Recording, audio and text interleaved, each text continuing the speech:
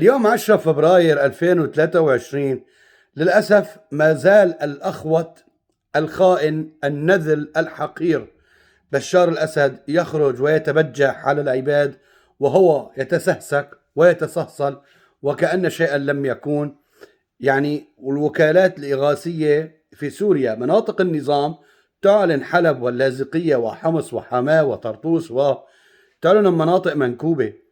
يا جماعة انتوا معقول؟ انتوا ايش بتتعاطوا؟ النظام السوري ايش بيتعاطى؟ انا يوم عن يوم عم يثبت لي هذا النظام انه هو نظام جحش، جحش وابن حرام شغلتين، اثنين في واحد، ميكس عامل. جحش وابن حرام، عرفت شلون؟ جحش ما بيعرف يتصرف، ولما بيتصرف بولدنت حرام. بشار الاسد لسه شايفينه طالع نازل طالع نازل، هو عم يستهزك وبتضحك. لعما يضرب جوز عيونك اذا بقى تستحي تفوح على اصلك عرصه، وكل عرصه بايدك. والله انا ولا فيديو ما حكيت بهالطريقه، بس مثل ما بقولوا طفح الكيل. انا بكل فيديوهاتي بلتزم نوعا ما الكلام هذا اللي ما بقبلوا الناس. بس عن جد انت ومؤيدينك عن جد حقكم صرمايتي ايام الغلا. عن جد انت ومؤيدينك حقكم صرمايتي ايام الغلا. بيطلعوا بتبجحوا لسه على اللايفات وعم يحكوا عن الناس. لك اعلنوا الحداد، على الاقل نكسوا الاعلام.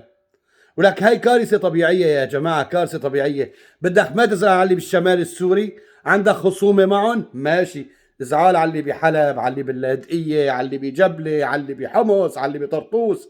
زعلوا هدول الناس، ما بدك تزعل هدوليك، انت مخاصمهم ماشي، بالعكس انت لسه عم تقصفهم، لسه عم بيروح بيقصفهم. الناس ما عم تعرف منين تلاقيها، من الزلزال الا من النظام الا لك يا اخوان. والله العظيم نحن هون باوروبا بالمانيا عم نموت قهر. لك عم نموت قهر. عم تطلع انت قاعد مربط ما طالع شيء بايدك غير انه اللهم المساعده، ما في شيء. بتطلع سياسيا الوضع زباله، بتطلع التعامل مع القضيه السوريه إن كان من قبل الزلزال وإن كان من بعد الزلزال للأسف بكل برودة دم وبكل برودة أعصاب. والله هذا الفيديو فشة قهر. الله يلعن كل مؤيد وكل شبيح وكل واحد عم يطلع بيطبل لهالنظام بيض له طناجر. لك أنا بس بدي إياكم تشوفوا إنه هذا النظام شلون دائما هو بيحاول يصطاد، هو بيصطاد دائما في المياه العكرة. المساعدات لسه وصلت لسوريا، لسه ما طلعت من العاصمة، عم تنباع وبتتوزع. هدول ابي عدي من عندهم شيء، افي شيء ببلاش بيمرق. طبعا ما بقصد الجماعه، لكن ما بتقشكم كلكم في قلب بعضكم. هدول ابي يمرق من عندهم شيء، بدهم ياخذوا عليهن عموله، فطلعوا هيك قال لك ناخذ عموله ونحسب له فبنسرق المساعدات كلها وخلص. ما عم بوصل شيء العالم. بحلب الشيء اللي عم يحصل كله الاهالي والجمعيات مثل ما بقولوا الاهليه وهيك هي عم بتساعد الناس، وكان الله في عون العباد. والله كان الله في عون العباد. منين بدهم يلاقوها؟ لا يلاقوها.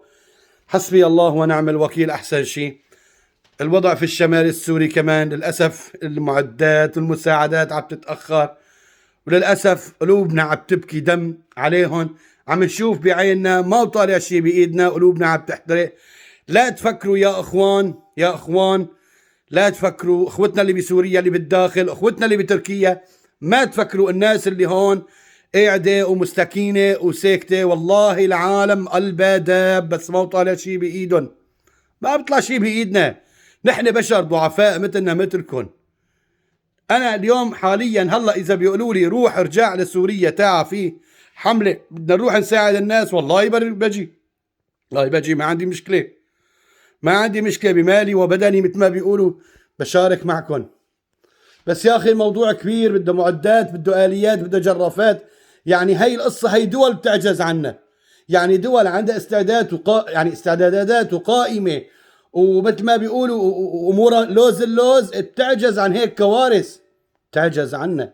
فما بالك بشعب بسيط وعم بيعاني من حروب ومن حصار اقتصادي وحصار معيشته. ما بالك.